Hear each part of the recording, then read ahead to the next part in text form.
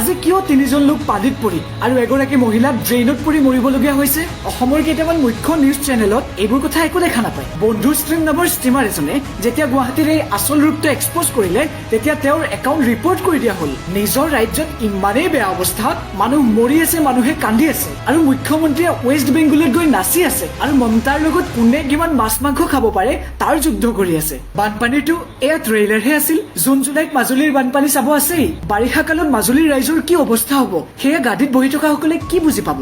অসমীয়াক বুৰ্বক বনাবলৈ একেবাৰে সহজ। এটা পাৰ্টি চাওক। 2016 চনত অসমত ইলেকশ্যন হ'ল।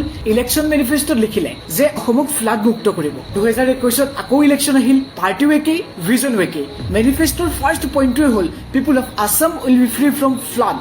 14 জানুৱাৰী 2021ত অমিত শ্বাহে অসমৰ মানুহক কৈছিল আৰু মাত্ৰ 5 বছৰ দিয়ক, অসমক বানপানী মুক্ত কৰি দিম। 8 অক্টোবৰ 2022তো একেই কথা, আৰু 5 বছৰ লাগে তেওঁক অসমক বানপানী মুক্ত কৰি দিব। 2024ত পুনৰ ইলেকশ্যন আহিল। মেনিফেষ্টটো একেই লক্ষ্য, বানমুক্ত অসম।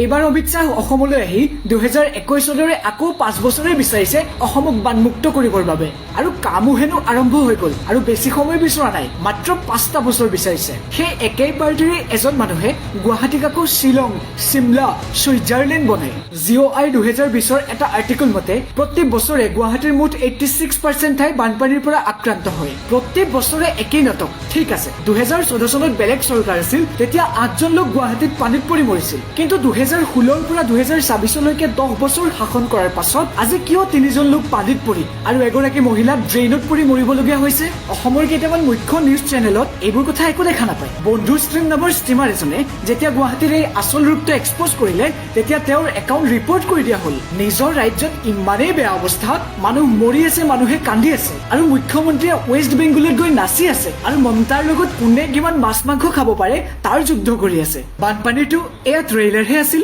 জুন জুলাইত মাজুলীৰ বানপানী চাব আছেই। বাৰিষা কালত মাজুলীৰ ৰাইজৰ কি অৱস্থা হ'ব সেয়া গাড়ীত বহি থকাসকলে কি বুজি পাব? আপোনালোকৰ মতামত কি? কমেণ্টত জনাবলৈ নাপাহৰিব।